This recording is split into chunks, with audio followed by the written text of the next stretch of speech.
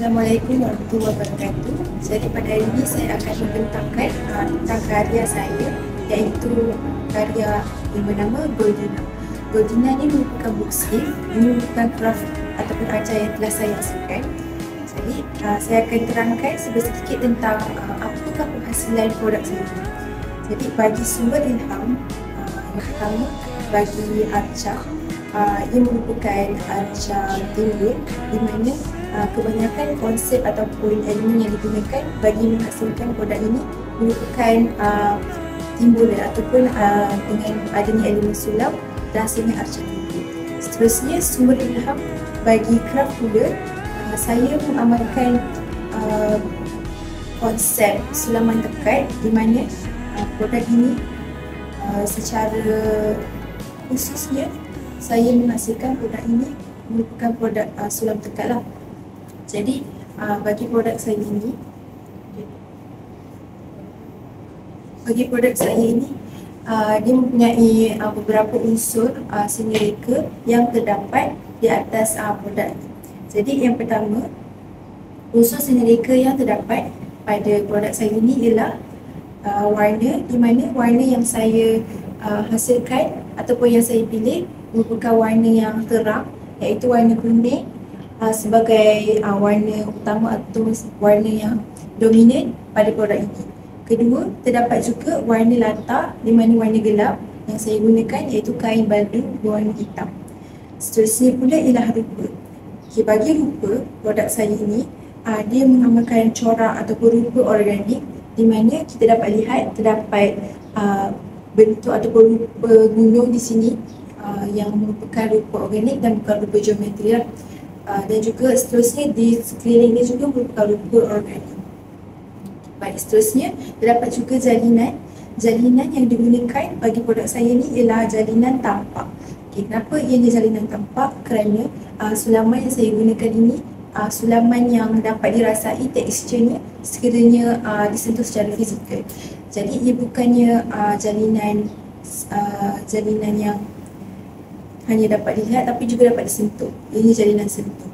Seterusnya, unsur seni reka yang terdapat di dalam produk Goldina book sleeve ini juga ialah bentuk, di mana bentuk yang saya gunakan ialah bentuk konkret dan bentuk 3D. Kerana beg ini ia mempunyai zip yang boleh dibuka dan ia mempunyai ruang lah. Jadi disebabkan itu ia membuka bentuk 3D. Dan juga garisan.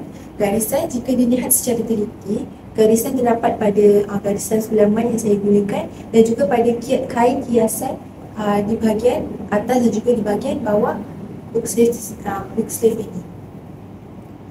Baiklah, seterusnya bagi prinsip seni reka yang terdapat pada produk ini ialah kontra, di mana terdapat kontra di antara pemilihan warna terang dan juga pemilihan warna gelap.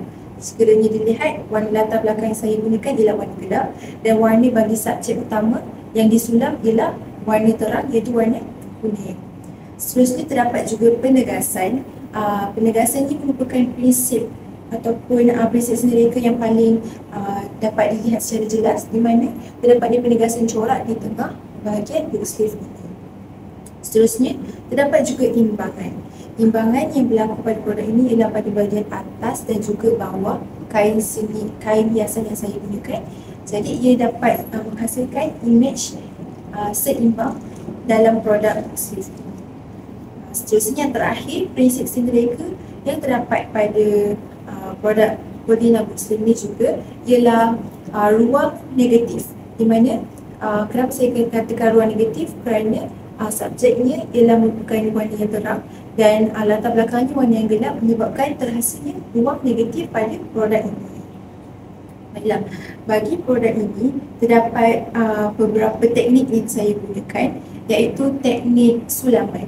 Teknik sulaman bagi hasilkan corak tersebut dan juga teknik jahitan, saya jahit sepenuhnya bagi produk ini di bahagian keseluruhannya.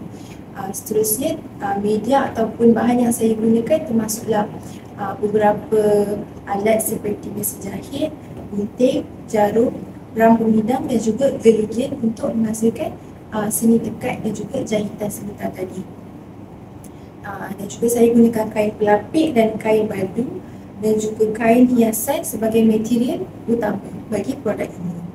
Jadi bagi produk saya ini terdapat beberapa manfaat yang dapat digunakan, iaitu kebaikannya dapat diisi dengan barang-barang yang berkaitan dengan buku ataupun apa-apa sahaja, menyebabkan ia ergonomik dan juga sesuai untuk digunakan bagi pelajar dan juga segala lapisan orang. Seterusnya, bagi penambahbaikan yang dapat saya lakukan untuk produk ini, mungkin dari segi pemilihan corak. Bagi pemilihan corak, saya lebih ketengahkan minimalis, namun dapat digunakan walaupun dalam era moden kini, sebab kalau sulaman tekad yang sebelum ini merupakan corak-corak yang tradisional, di mana lebih kepada motif bunga ataupun motif-motif tradisional. Tapi bagi produk saya ni, saya lebih ketengahkan sulaman bercorak moden, di mana pemilihan rupa organik. Baiklah, bagi dimensi, bagi craft bertemu kreativiti, saya dapat katakan produk saya ini mencapai matlamat tema utama bagi produk kita pada kali ini, kerana saya telah mengubah suai craft tradisional yang asal, iaitu sulaman tekad yang bermotifkan bunga ataupun memotifkan elemen tradisional kepada elemen yang lebih moden ataupun elemen yang lebih abstrak, di mana dia tidak hanya berfokuskan kepada elemen sulaman biasa, namun juga dapat diaplikasikan sulaman tekad ini bercorakkan abstrak dan juga bercorak diversity untuk pelbagai jenis produk. Jadi saya amalkan sulaman tekad ni di atas book sleeve. Jadi saya rasa itu sahaja bagi pembentangan saya pada kali ini. Sekian, terima kasih.